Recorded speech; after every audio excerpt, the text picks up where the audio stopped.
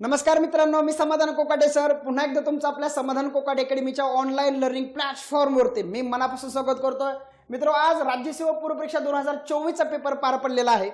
याच्यामधल्या राज्यघटना प्रश्नांची संभाव्य उत्तरं काय असतील हे पाहण्यासाठी आपण आजचा व्हिडिओ बनवतोय। मित्र हो, माझ्याकडे बी सेट आहे। बी सेट मध्ये 71 नंबरच्या प्रश्नापासून पुढे आपले राज्यघटनेचे प्रश्न सुरू होत आहेत। 15 प्रश्न आहेत। 15 प्रश्नांपैकी 12 प्रश्न हे कोर संविधानाचे आहेत, तर 3 प्रश्न हे करंट बेसवरती आहेत। सर्वाधिक प्रश्न हे घटनात्मक संस्था बिगर घटनात्मक संस्था या टॉपिक मधून आयोगाने विचारलेले आहेत। सगळ्या प्रश्नांना व्यवस्थित पद्धतीने डिकोड करून आपण घेऊयात। ओके, चला पहिला प्रश्न बघा। भारतातील विविध राष्ट्रीय आयोगांच्या संदर्भामध्ये तरतुदी विचारात घ्या। कोणत्या तरतुदी योग्य आहेत, बरोबर आहेत असा प्रश्न विचारलाय। ओके, बघा, भारतीय राज्यघटनेच्या कलम 339 नुसार अनुसूचित जाती अनुसूचित जमातीसाठीचा राष्ट्रीय आयोग स्थापन करण्यात आला। मित्रांनो, 338 कलम आहे या संदर्भामध्ये। क्लिअर होतंय? म्हणून या ठिकाणी ए पर्याय चुकलेला आहे। ए पर्याय चुकला तर तुमचे 2 पर्याय इथं कट होऊन जातात। राष्ट्रीय महिला आयोग अधिनियम 1990 नुसार राष्ट्रीय महिला आयोगाची स्थापना करण्यात आली। 100% बरोबर आहे। बी तर येतं दोन्ही ठिकाणी बरोबर आहे। राष्ट्रीय अल्पसंख्याक आयोग अधिनियम 1992 नुसार राष्ट्रीय अल्पसंख्याक आयोगाची स्थापना करण्यात आली। 100% बरोबर आहे मित्रांनो। बी आणि सी 100% बरोबर आहे। बघा, बी आणि सी चा पर्याय कुठे आहे? 4 नंबरचा पर्याय आपला आहे। 27 डिसेंबर 1993 रोजी राष्ट्रीय मानवाधिकार आयोग स्थापन करण्यात आला। 27 डिसेंबर नाही मित्रांनो, 12 ऑक्टोबर 1993 ला आपण राष्ट्रीय मानवाधिकार आयोग स्थापन केलेला आहे। 1993 चा कायदा आहे त्या संदर्भामध्ये। ए आणि डी चुकलेला आहे, तर बी आणि सी बरोबर आहे। 4 नंबरचा पर्याय। चला जाऊ पुढे। मी कोणत्या घटनादुरुस्ती कायद्याद्वारे दिल्लीला राष्ट्रीय राजधानीचा दर्जा देण्यात आलेला आहे? दिल्लीला राष्ट्रीय राजधानीचा दर्जा देण्यासंदर्भात मित्रहो 69वी घटनादुरुस्ती 1991 आहे। याला 2 कलम आहेत, 239 डबल ए आणि 239 ए बी। ही 2 कलम पाठ करा। 239 डबल ए न दिल्लीला राष्ट्रीय राजधानीचा दर्जा दिला, प्लस दिल्लीमध्ये मित्रांनो विधानसभा प्लस मंत्रिमंडळाची स्थापना याच घटनादुरुस्तीने केलेली आहे आणि या कायद्याने या कलमाने केलेली आहे। दिल्लीमधलं जर घटनात्मक यंत्रणा अपयश ठरली तर 239 ए बी कलमानुसार दिल्लीमध्ये मित्रांनो राष्ट्रपती शासन लावण्याची सुद्धा तरतूद आहे। 91वी घटनादुरुस्ती तुम्हाला माहित असेल मित्रांनो, केंद्रीय मंत्रिमंडळाचा मॅक्सिमम आकार तर राज्य मंत्रिमंडळाचा मॅक्सिमम प्लस मिनिमम आकार निश्चित करते। ती एकदा बघून घ्या। 93वी घटनादुरुस्ती तुम्हाला माहित असेल मूलभूत हक्काच्या संदर्भात आहे, कलम 15च्या संदर्भामध्ये आहे। ती एक बघून घ्या। ही 63वी घटनादुरुस्ती पंजाबच्या बाबतीमध्ये, ती एकदा बघून घ्या। आपलं उत्तर आपल्याला सापडलंय 2 नंबरचा पर्याय। चला जाऊ पुढे। भारताच्या नागरिकत्वाबद्दल योग्य तरतुदी लक्षात घ्या। मित्रांनो, पाठीमागच्या वर्षी सुद्धा नागरिकत्वावरती प्रश्न आलेला होता। 2024 ला सुद्धा नागरिकत्वावरती परत प्रश्न आलेला आहे। या ठिकाणी लक्षात ठेवा, भारतामध्ये एकल नागरिकत्व पद्धती आहे। यस, सिंगल सिटिझनशिप, एकेरी नागरिकत्व भारताचं आहे। जर तुम्ही अमेरिका, ऑस्ट्रेलिया, स्वित्झर्लंड या देशामध्ये बघितलं तर या देशामध्ये दुहेरी नागरिकत्व आहे। भारताने एकेरी नागरिकत्वाचा स्वीकार हा मित्रांनो ब्रिटन या देशाकडून केलेला आहे। क्लिअर होत आहे? बरोबर आहे हे वाक्य। भारतीय नागरिकत्व कायदा 1955 साली संमत करण्यात आला। 100% बरोबर आहे। कलम 11चा वापर करून संसदेनं नागरिकत्व कायदा 1955 साली संमत केलाय, ज्याच्यामध्ये नागरिकत्व प्राप्तीचे 5 मार्ग आणि समाप्तीचे 3 मार्ग सांगितलेत। 100% बरोबर आहे। भारतीय राज्यघटनेच्या भाग 4 मध्ये नागरिकत्वाबद्दल तरतूद आहेत। भाग 4 आहे का मित्रांनो? भाग 2 कलम 5 ते 11।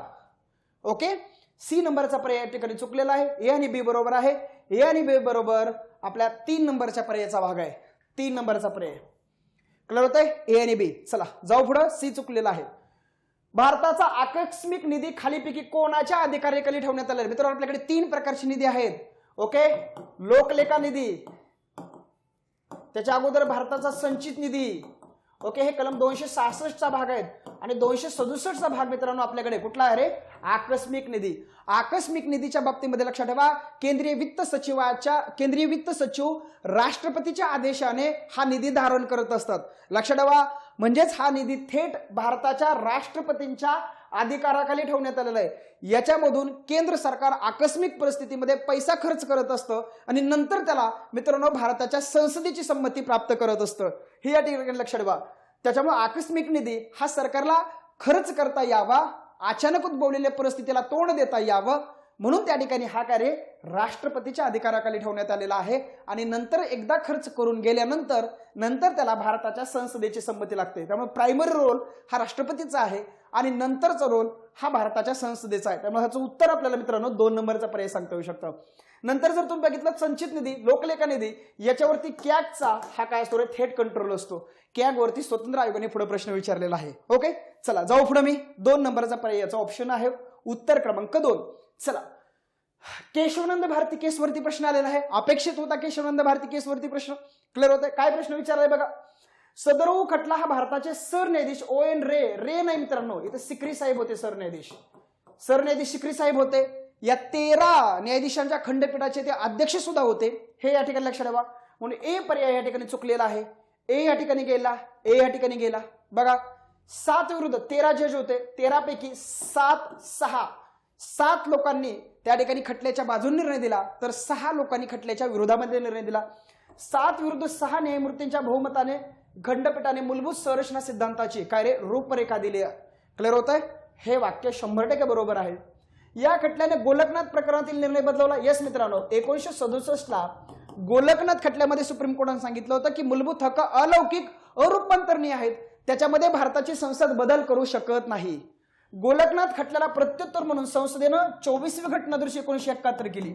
आणि हे 24वी घटनादुरुस्ती 1971ला मित्रांनो केशवानंद भारती केसमध्ये 1973ला चॅलेंज केलं गेलं.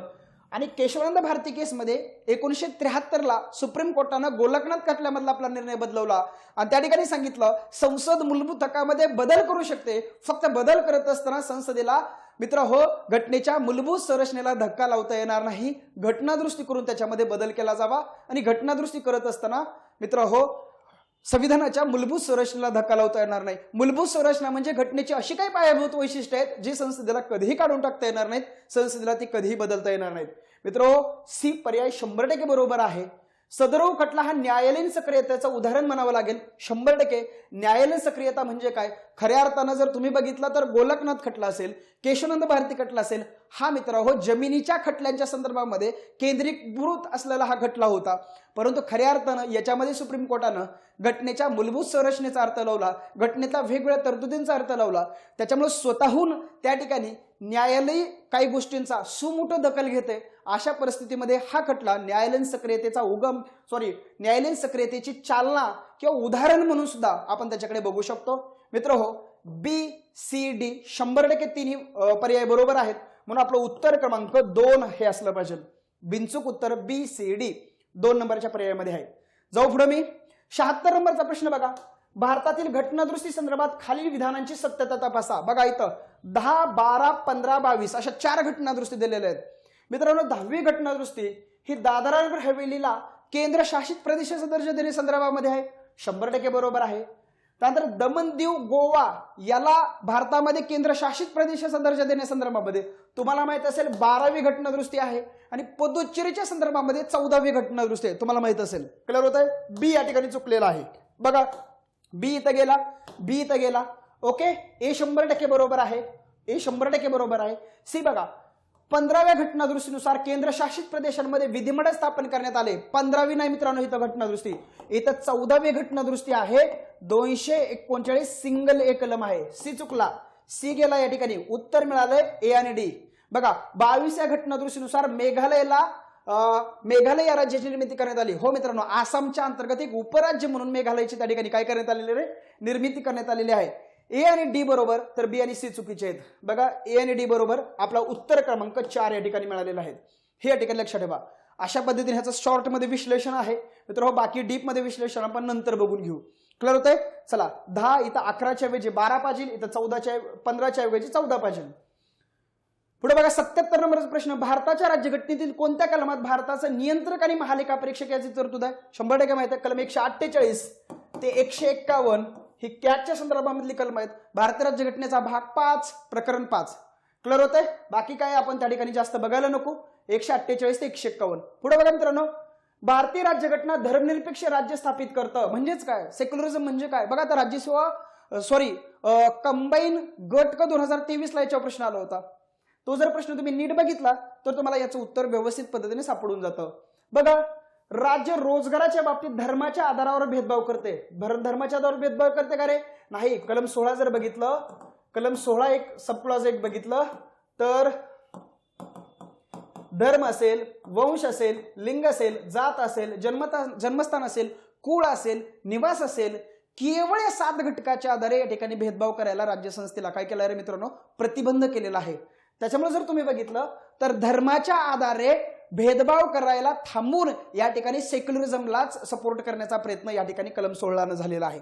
त्यामुळे ए या ठिकाणी चुकलेला आहे. ए या ठिकाणी चुकलाय तर ए इथं गेलं, ए इथं गेलं. Okay, B C B D, B C D B D. बघा बी आणि डी इथं कॉमन आहेत, फक्त सी चेक करायचं आहे आपल्याला. बघा राज्य सर्व धर्मांना समान समजतं, हा तर सेक्युलरिझम आहे, सर्व धर्म समभाव. क्लिअर होतंय? म्हणून आपलं उत्तर बी सी डी आपलं 2 नंबरचा पर्याय. क्लिअर होतंय का? अशा पद्धतीने तुम्हाला उत्तर काढता आली पाहिजे. बघा बरं, राज्याने कोणत्याही विशिष्ट धर्माला अग्रक्रमानं वागणूक देण्याचं टाळलंय, बरोबर आहे नाही? कारण आपल्याकडे कुठल्याही धर्माला आपण अग्रक्रम दिलेला नाही. स्टेट रिलिजनचा कुठल्याही, जसं पाकिस्तान असेल, अफगाणिस्तान असेल, या देशामध्ये एका धर्माला त्यांनी स्टेट रिलिजन दिलेलं आहे, तसं भारतामध्ये कुठल्याही धर्माला आपण स्टेट रिलिजन दिलेला नाहीये. कुठल्याही एका धर्माला अग्रक्रम देण्याचा आपल्या संविधानानं टाळलेला आहे. बी 100% बरोबर आहे. राज्य सर्व धर्मांना समान समजतं, सर्व धर्म समभाव. ओके, सर्व जनतेला श्रद्धा आणि पूजा करण्याचं स्वातंत्र्य आहे. बघा कलम 25 बरोबर आहे की नाही? डी सुद्धा बरोबर आहे. कोणतेही अपवादाशिवाय शैक्षणिक संस्था धार्मिक शिक्षण देण्यास स्वतंत्र आहेत. मित्रहो, जर तुम्ही कलम 28 बघितलं तर कलम 28 मध्ये बघा, एखादी संस्था जर 100% सरकारच्या पैशातून चालत असेल तर तिथं धार्मिक शिक्षण द्यायला पूर्णपणे बंदी आहे. एखादी संस्था ट्रस्ट किंवा एन्डॉवमेंट म्हणून स्थापन झाली असेल तर तिथं धार्मिक शिक्षण दिलं जाऊ शकतं. एखादी संस्था जर प्रायव्हेट असेल मग ती अनुदानित असू द्या, विनानुदानित असू द्या, तिथं धार्मिक शिक्षण द्यायला ऐच्छिक आहे. अशा पद्धतीने मित्रांनो कलम 28 मध्ये धार्मिक शिक्षणाला काही ठिकाणी परवानगी आहे तर काही ठिकाणी बंदी आहे.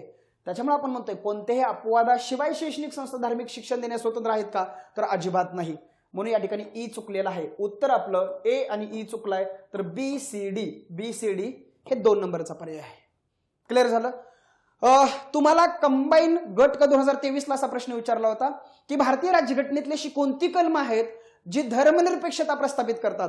मित्र हो, त्याच्यामध्ये तुम्हाला सांगू शकतात 14 आहे, 15 आहे, 16 आहे, 25 ते 28 आहे, 29 आणि 30 आहे.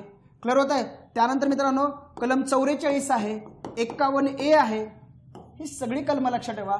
ही कलम भारतामधला सेक्युलरिझम काय करतात रे, प्रस्थापित करतात. बघा याच्यातलंच कलम 16 इथं विचारलंय, याच्यातलंच कलम 25 इथं विचारलेला आहे, याच्यातलंच कलम 28 इथं विचारलेला आहे.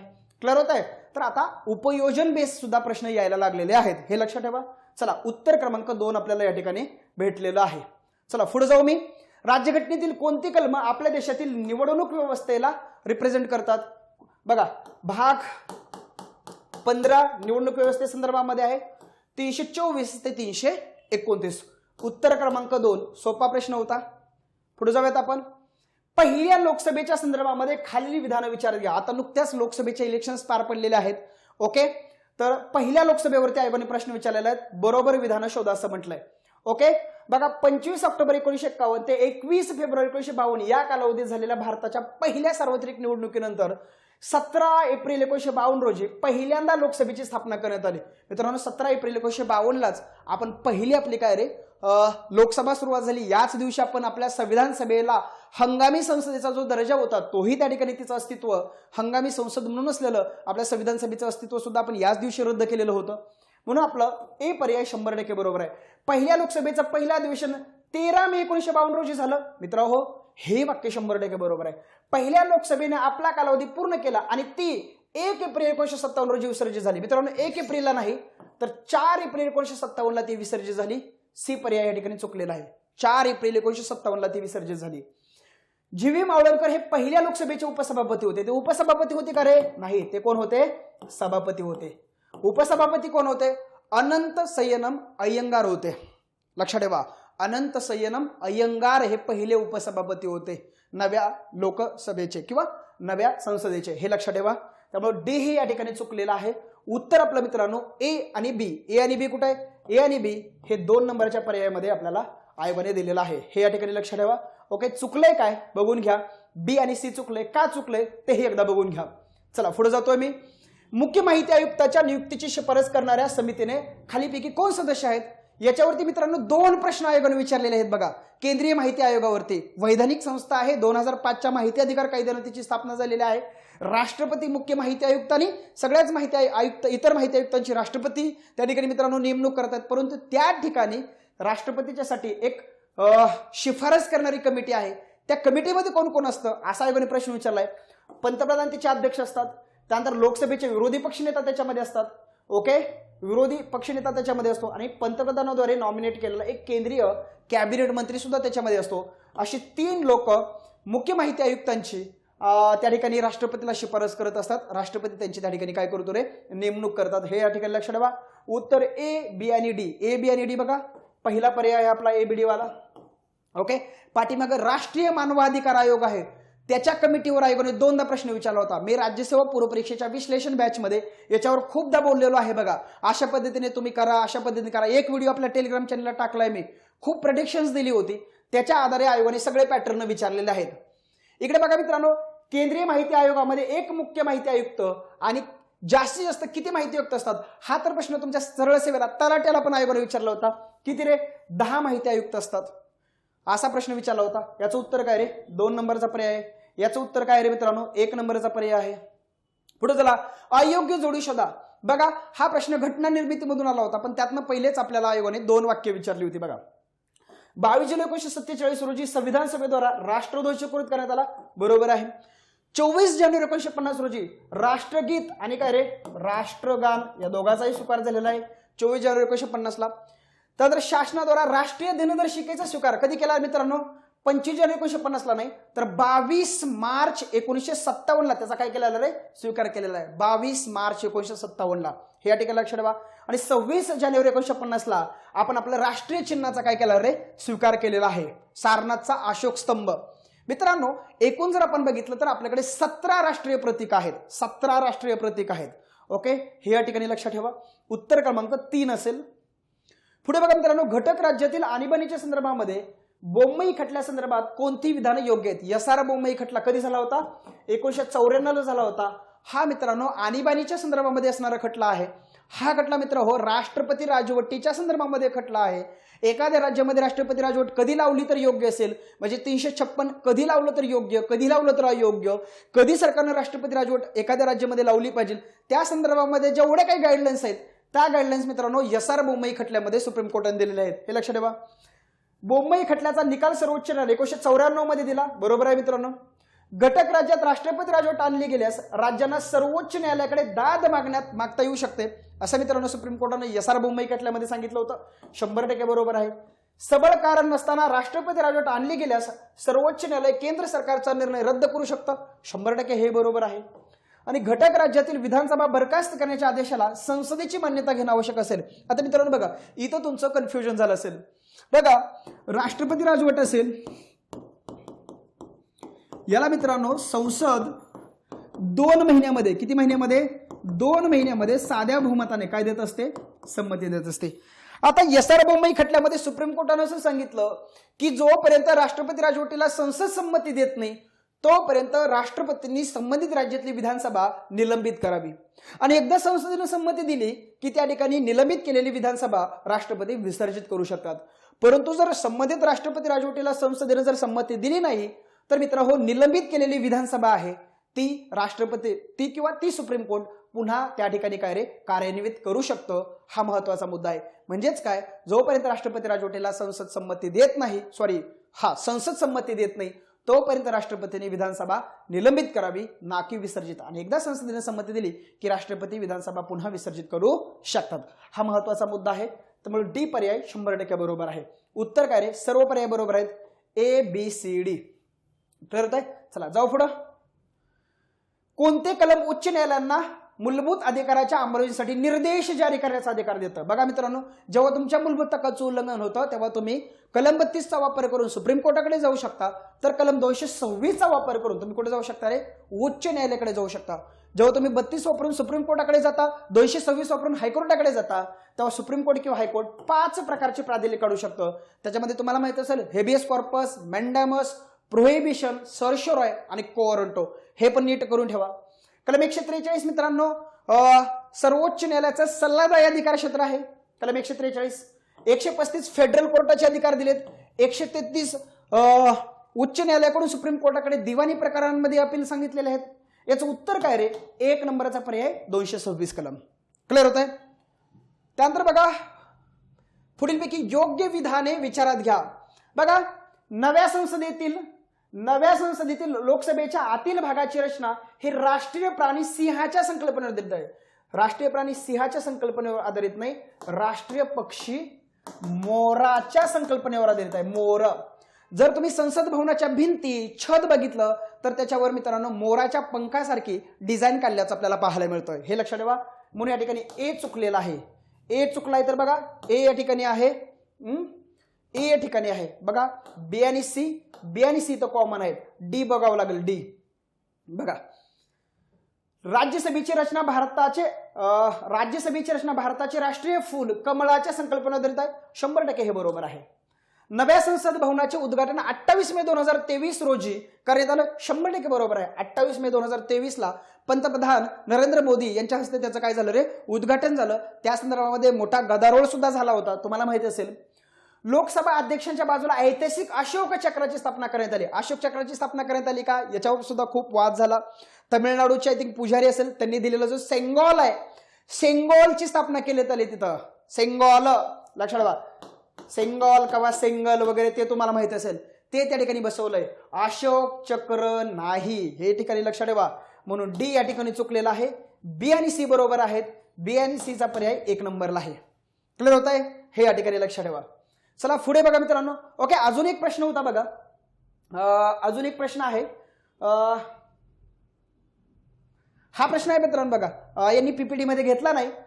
नारी शक्ती वंदन अधिनियम हे घटनात्मक विधेयक 2023 रोजी 128वें घटनादुरुस्ती विधेयक म्हणून पारित झालं. मित्रांनो 106वे अमेंडमेंट म्हणून हे विधेयक 128वें घटनादुरुस्ती विधेयक पारित झालेलं आहे. ज्यानं तुम्हाला माहित असेल लोकसभा असेल, विधानसभा असेल, दिल्लीची विधानसभा असेल, या ठिकाणी महिलांना 33% रिझर्वेशन दिल्याचं आपल्याला पाहायला मिळतं. हे या ठिकाणी लक्षात ठेवा. क्लिअर होत आहे? बघा बरं प्रश्न बघा काय येतो. महिला आरक्षण विधेयक 2023च्या संदर्भात खालील विधानं विचारात घ्या. ABCD 4 विधानं दिली आहेत बघा. पहिलं विधेयक काय म्हणतं बघा, नारी शक्ती वंदन हे घटनात्मक विधेयक 2023 128वें घटनादुरुस्ती विधेयक म्हणून सादर करण्यात आलं. हो, आणि ते 106व्या घटनादुरुस्तीने काय झालं मित्रांनो? पारित झालं. हे या ठिकाणी लक्षात ठेवा. पुढे बघा, पंतप्रधान नरेंद्र मोदी यांनी 10 सप्टेंबर 2023 रोजी हे लोकसभेत सादर केलं. 10 सप्टेंबरला नाही मित्रांनो, 19 सप्टेंबरला. पंतप्रधान नरेंद्र मोदींनी नाही केलं, कायदा मंत्र्यांनी सादर केलं होतं 19 सप्टेंबरला. आणि त्यानंतर 20 सप्टेंबरला मित्रांनो त्याला लोकसभेने संमती दिली. 21 सप्टेंबरला त्याला राज्यसभेने संमती दिली. हे या ठिकाणी लक्षात ठेवा. त्यामुळे बी पर्याय या ठिकाणी चुकलेला आहे. बी कुठे कुठे आहे बघा. बी इथं आहे, बी इथं आहे, बी इथं आहे. उत्तर आपलं मिळालं ए आणि डी बरोबर. कळलं होतंय बघा. सी पण का चुकला बघा. या कायद्याद्वारे लोकसभा आणि राज्याच्या विधानसभेमध्ये 30% नाही मित्रांनो 33% आरक्षण दिलंय. नव्या संसद भवनातील हे पहिलंच विधेयक होतं. हो, नव्या संसद भवनातलं हे पहिलंच विधेयक होतं मित्रांनो. ए आणि डी या ठिकाणी बरोबर आहेत. तर सी आणि बी आणि सी या ठिकाणी काय चुकलेले आहेत. हे या ठिकाणी लक्षात ठेवा मित्रांनो. या अगोदर सुद्धा मित्र 1996 असेल, 1997 असेल, 1998 असेल, 2003 असेल, 2008 असेल, 2008ला सुद्धा हे विधेयक पारित केलं होतं मनमोहन सिंग साहेबांच्या काळामध्ये. Okay, 334A. ओके, हे जे कलम आहे हे कलम यांचा कार्यकाळ सांगतं. ओके, नीट बघा. 330A, त्यानंतर 332A आणि 334A. 330A हे लोकसभेमध्ये महिलांसाठी जागा राखीव सांगतं. 332A विधानसभेमध्ये महिलांसाठी जागा राखीव सांगतं. आणि 334A हे मित्रांनो याचा कार्यकाळ सांगतं. याचा कार्यकाळ किती वर्ष आहे रे? 15 वर्ष आहे. क्लिअर होत आहे? ही घटना जशी लागू झाल्यानंतर काय रे 15 वर्षाच्या नंतर मित्रांनो हे आरक्षण संपुष्टात येणार आहे. दिल्लीच्या बाबतीमध्ये 239AA आहे. हे दिल्लीच्या बाबतीतलं कलम आहे. ओके, अशा पद्धतीने मित्रांनो ह्याचं उत्तर ए आणि डी असलं पाहिजे. ओके, ते बरोबरच आहे. उत्तर पर्याय क्रमांक 1. अशा पद्धतीने या ठिकाणी काय करा, लक्षात ठेवा सर्व प्रश्नांचं या ठिकाणी काय रे मी तुम्हाला उत्तर देण्याचा काय केलेला आहे, प्रयत्न केलेला आहे. ओके चलो, अशा पद्धतीने मित्रांनो जर तुम्ही वर्गीकरण बघितलं तर सर्वाधिक प्रश्न हे घटनात्मक संस्थांवरती आलेले होते. ओके 5 प्रश्न जवळपास होते. घटनादृष्टीवरती पण 2 ते 3 प्रश्न हे घटनादृष्टीवरती पण होते.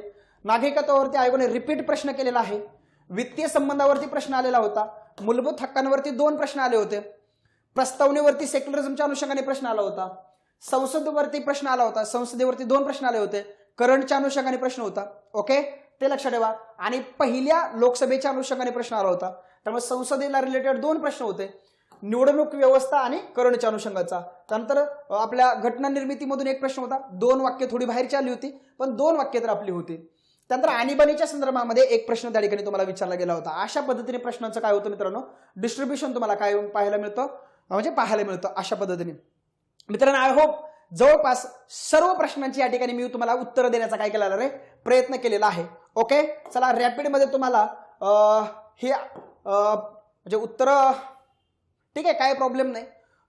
उत्तर व्यवस्थित पद्धतीने मी दिलेलीच आहेत. जर काही चेंजेस असतील तर आपलं पॉलिटी बाय समाधान कोकाटे हे आपलं टेलिग्राम चॅनेल जॉईन करून ठेवा. ओके आपल्या ऑनलाईन बॅचेस आहेत मित्रांनो, ऑल पीओएकेच्या बॅचेस जॉईन करा. एक वेळेस माझ्या फाउंडेशनच्या बॅचेस, रिव्हिजनच्या बॅचेस नाही जॉईन केल्या तरी चालतील, पण माझ्या पीओएक्यूच्या बॅचेस जॉईन करा. पीओएक्यूच्या बॅचेस शिवाय पर्याय नाही. ओके आगामी काळामध्ये कंबाईन आहे, गडब आहे, त्याची सुद्धा पीओएक्यूची बॅच एक नाममात्र शुल्कामध्ये मी आपल्या ऍपवरती दिलेले आहेत. ओके ऍपची लिंक तुम्हाला डिस्क्रिप्शन मध्ये मिळून जाईल. आगामी काळामध्ये आपल्या कंबाईनच्या दृष्टिकोनातून प्रेडिक्शन सिरीज सुरू होतात.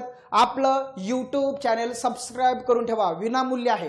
कळलं होतं. चला भेटूयात आपण आपल्या पुढच्या व्हिडिओमध्ये. तोपर्यंत bye bye, take care, all the best.